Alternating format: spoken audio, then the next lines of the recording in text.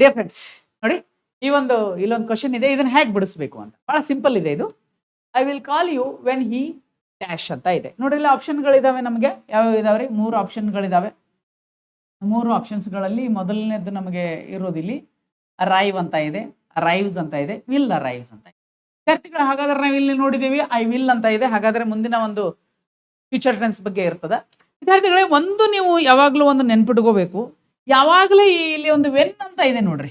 ಈಗ ನಾವು ಯಾವುದೇ ಒಂದು ಸೆಂಟೆನ್ಸ್ ಅಲ್ಲಿ ವೆನ್, ಆಫ್ಟರ್, ಬಿಫೋರ್ ಅಥವಾ ಅಂಟಿಲ್ ಈ ಒಂದು ಸೆಂಟೆನ್ಸ್ಗಳು ಬಂದು ಬಂತಿಕೋರಿ, ಇವೆಲ್ಲವುಗಳ ಈ ಎಲ್ಲ ಆದಮೇಲೆ ಇಲ್ಲಿ ತಗೊಳ್ಳೋದು ನಾವು ಇದನ್ನ ಪ್ರೆಸೆಂಟ್ ಸಿಂಪಲ್ ಪ್ರೆಸೆಂಟ್ ಟೆನ್ಸ್ ಅಲ್ಲೇ ತಗೋಬೇಕ್ರಿ. ಇದರಲ್ಲಿ ತಗೋಬೇಕ್ರಿ ನಾವು ಸಿಂಪಲ್ ಪ್ರೆಸೆಂಟ್ ಟೆನ್ಸ್ ಅಲ್ಲಿ ತಗೋಬೇಕು. ಸಿಂಪಲ್ ಪ್ರೆಸೆಂಟ್ ಟೆನ್ಸ್ ಅಂದ್ರೆ ನಿಮಗೆ ಗೊತ್ತಿದೆ, V1 ಪ್ಲಸ್ ಅಲ್ಲಿ ಬೇಸ್ ಫಾರ್ಮ್ ಅಲ್ಲಿ ಇರ್ತದ, ಹೌದಾ? ಈಗ ನೋಡ್ರಿ ವಿದ್ಯಾರ್ಥಿಗಳೇ, ಇಲ್ಲಿ ಹಾಗಾದ್ರೆ ವೆನ್ ಹಿ ಅಂತ ಇದೆ ಇಲ್ಲಿ, ಹೌದಾ? ಹಿ ಅಂತ ತಗೊಂಡಾಗ ನಿಮ್ಗೆ ಗೊತ್ತಿದೆ ಸಿಂಪಲ್ ಪ್ರೆಸೆಂಟ್ ಟೆನ್ಸ್ ಅಲ್ಲಿ ಏನಾಗಿರ್ತದ, ಇಲ್ಲಿ ಬೇಸ್ ಫಾರ್ಮ್ ಅನ್ನ ತಗೋಬೇಕಂತ ಹೇಳಿದೀನಿ. ಎಸ್, ಬೇಸ್ ಫಾರ್ಮ್ ಯಾವ್ದಿದೆ? ಅರೈವ್ ಇದೆ. ವಿಲ್ ಅರೈವ್ ಅಂಕ್ರಿ ಬರುದೇ ಇಲ್ಲ ಇಲ್ಲಿ. ಓಕೆ, ಇಲ್ಲಿ ನೋಡ್ರಿ, ಯಾವಾಗಲೇ ನೀವು ಹಿ, ಶಿ ಮತ್ತು ಇಟ್ ಅಂತ ಬಂದ್ರೆ ಇಲ್ಲಿ ಯಾವುದೇ ಒಂದು ವರ್ಬ್ ಇದ್ರ ಮುಖಾಂತರ ನಾವು ಅಲ್ಲಿ ಒಂದು ಎಸ್ ಅನ್ನ ಹಚ್ಚಬೇಕು. ಇದು ಸಿಂಪಲ್ ಪ್ರೆಸೆಂಟ್ ಟೆನ್ಸ್ ನ ಒಂದು ರೂಲ್.